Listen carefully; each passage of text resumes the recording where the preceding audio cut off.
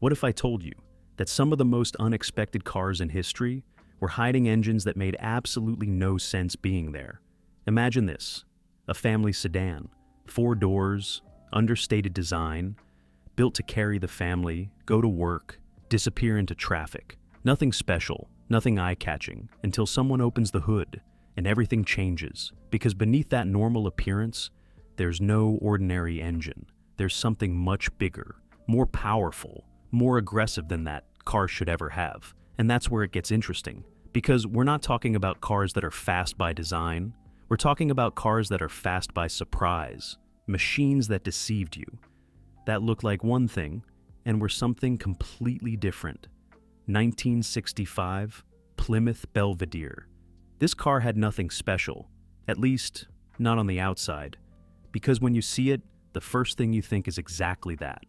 Just another sedan, 4 doors, simple lines, no aggression, no intention to stand out. A car built for everyday life. And that's the trick, because no one looked at a Belvedere expecting anything more until someone opened the hood. And then, nothing made sense anymore, because under the hood was the 426 HEMI, around 425 horsepower, one of the most brutal engines available at the time, an engine that wasn't designed for family cars. It was designed to dominate, and yet, it ended up here, inside something that didn't look ready for it. And that's what makes it so special, because this isn't a car that deceives by accident. It deceives by design. It's the perfect sleeper. It doesn't attract attention, it doesn't warn you, but when it accelerates, it makes everything clear. In terms of performance, it could easily reach 0 to 60 miles per hour in the mid 6-second range, something completely absurd for a sedan like this in the 1960s. And that breaks all logic. There's an important detail here. Many of these cars were built with one very specific goal: homologation for racing. They weren't meant to be popular. They were meant to exist in small numbers. And it shows, because production was extremely limited, with only a few dozen real HEMI sedan units confirmed, and that makes it even rarer. Not only is it unusual by concept, it's incredibly hard to find even today. When you look at its value now, that becomes very clear. A HEMI-powered Plymouth Belvedere can easily exceed $150,000, with exceptional examples reaching much higher. It's not the most beautiful, it's not the most eye-catching, but it's probably the one that best defines this video. 1963 Pontiac Tempest. This car wasn't built for this, and you can tell immediately, because the Tempest in its normal form was a compact car, lightweight, almost economical by American standards. Nothing to do with extreme power, nothing to do with massive engines. And that's exactly why this makes no sense, because someone at Pontiac decided to do something completely illogical.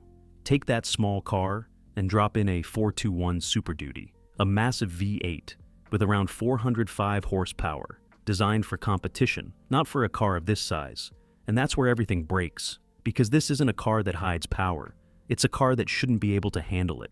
The relationship between size and engine is completely disproportionate, and that creates something very unique, a feeling of excess, like the car always has more than it needs, more than it can contain.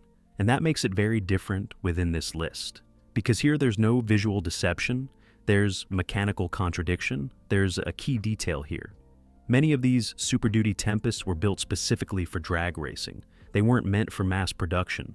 They were competition tools disguised as street cars, and that shows in their construction: lighter, simpler, more focused, and extremely rare. Production was very limited, with only a few dozen real units confirmed, which makes them almost non-existent today. When you look at their value now, that becomes obvious. A Pontiac Tempest Super Duty 421 can easily exceed $200,000, depending on authenticity and condition. It's not the most subtle, it's not the most refined, but it's probably one of the most extreme. 1966 Chevrolet Biscane. This car had absolutely no intention of impressing, and that's exactly what makes it dangerous, because the Biscane was Chevrolet's most basic model. No luxury, no special details, nothing that drew attention. The kind of car that disappeared in plain sight on any street. And that was its identity, to be invisible. But that's where everything changes, because someone decided that wasn't enough and dropped in a 427, a massive V8 with around 425 horsepower, the kind of engine you'd expect to find in something far more aggressive, far more obvious, but not here. And that completely breaks the logic, because this car gives you no warning, no sporty stance, no aggressive design, nothing that prepares you for what it can do. And that's the point. This car doesn't look fast until it is. In performance terms, it could run 0 to 60 miles per hour in around 6 seconds, placing it in a completely different league for something that looks like this. And that makes it one of the purest sleepers out there. There's an important detail here. Many of these 427 Biscaynes were ordered through specific configurations, almost like secret cars within the catalog. They weren't popular, they weren't advertised, but they existed, and very few survived, which makes them even more special today. When you look at their value now, that becomes clear. A Chevrolet Biscane 427 typically ranges between $60,000 and $120,000. Depending on authenticity and condition. And now I want to know something. Out of the last 3 you've seen, which one feels the most absurd?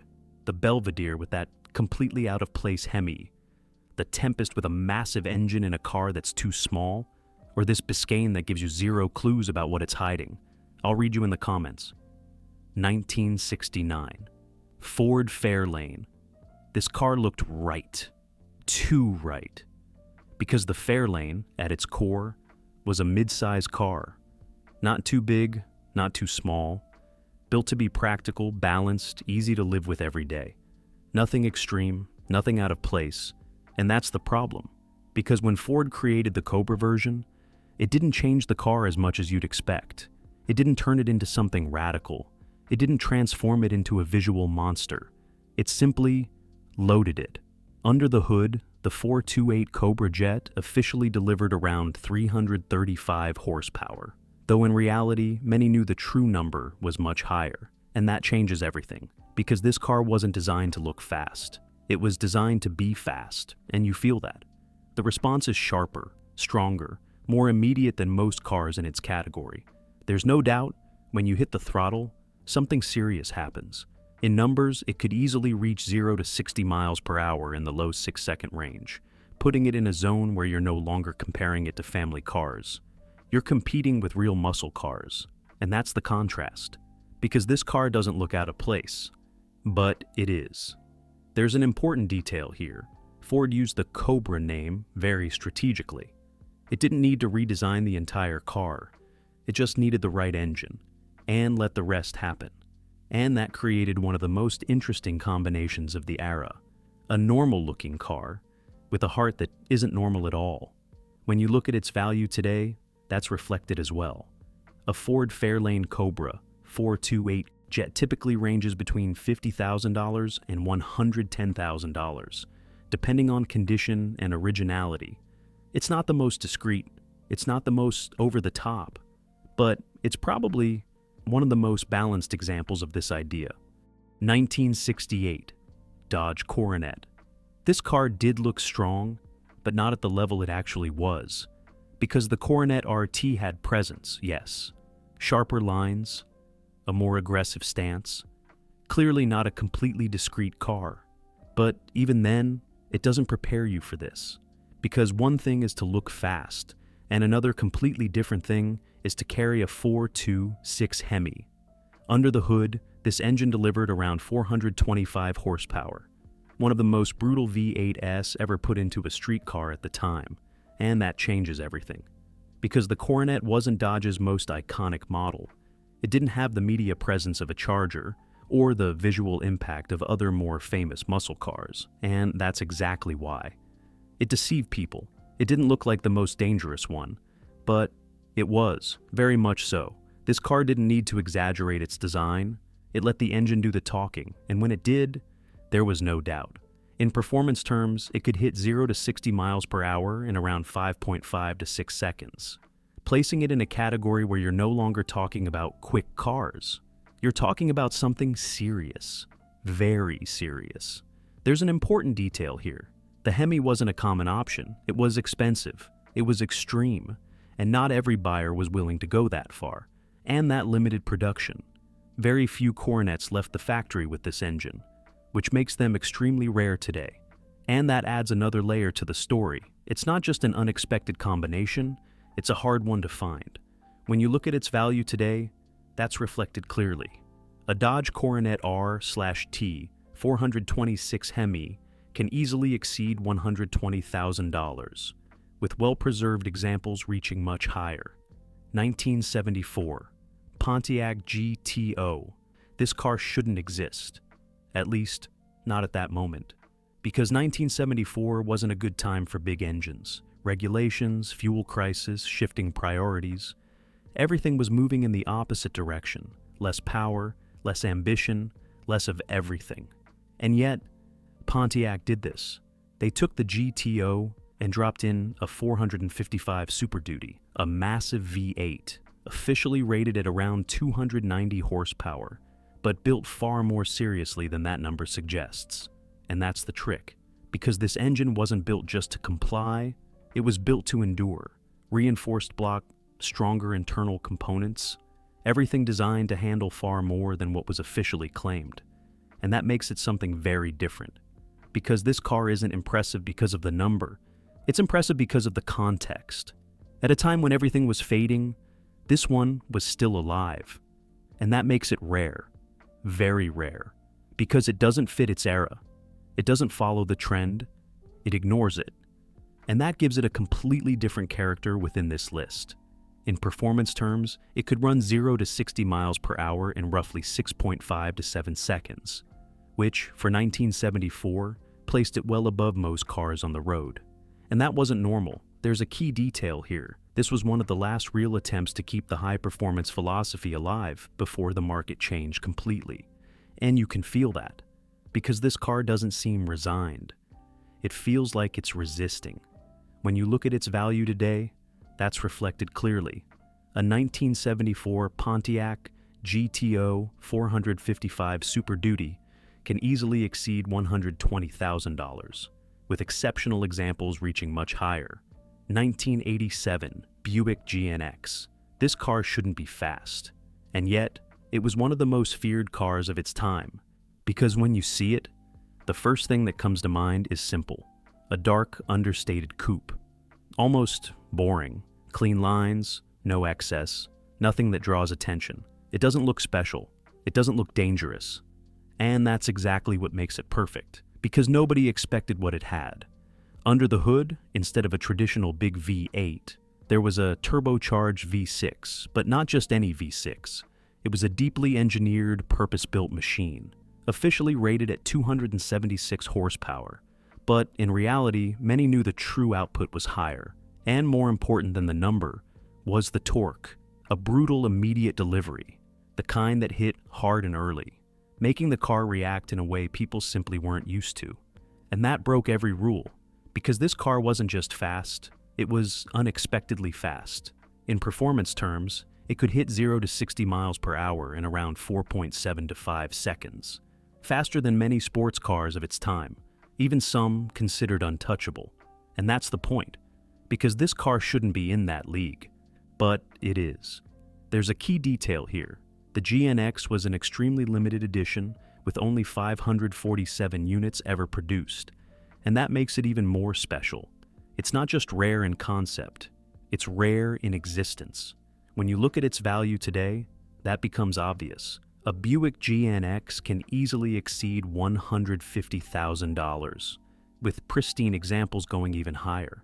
And now, I want to know something. Which do you find more interesting?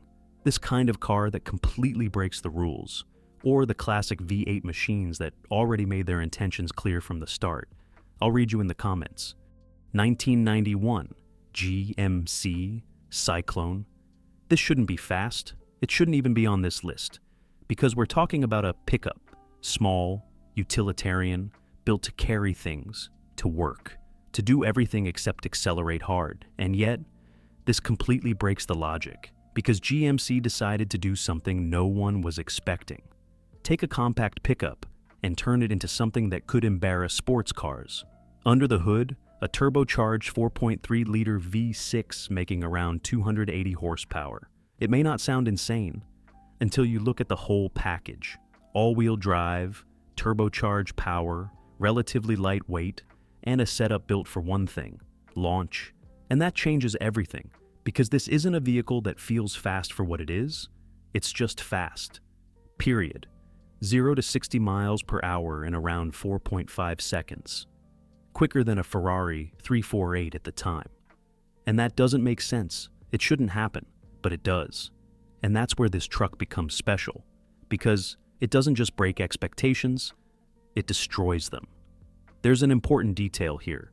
The Cyclone wasn't meant to be a long-term model. It was limited production, about 2,995 units built. This wasn't about volume, it was about making a statement, a proof of concept, something to show what was possible. When you look at its value today, that's reflected. A GMC Cyclone typically ranges between $40,000 and $90,000, with pristine examples going even higher. It's not elegant, it's not refined, but it's probably one of the most absurd vehicles ever built. 1994, Chevrolet Impala SS LT1. This car looked exactly like what it was. And still, no one expected what it could do. Because the 90s Impala SS didn't fully hide, but it didn't advertise itself either. It was a big sedan, dark, serious, almost like a government or fleet vehicle. Understated. Too understated. And that worked in its favor.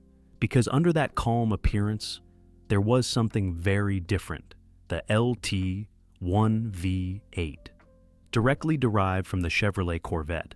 Around 260 horsepower. And here, the number doesn't impress much. But the combination does.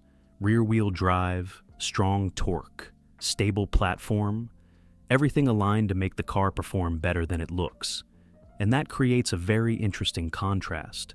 Because this car isn't small, it isn't light, it isn't visually aggressive, but when it accelerates, it delivers. 0 to 60 miles per hour in around 6.5 to 7 seconds. Quicker than many cars that looked far more sporty.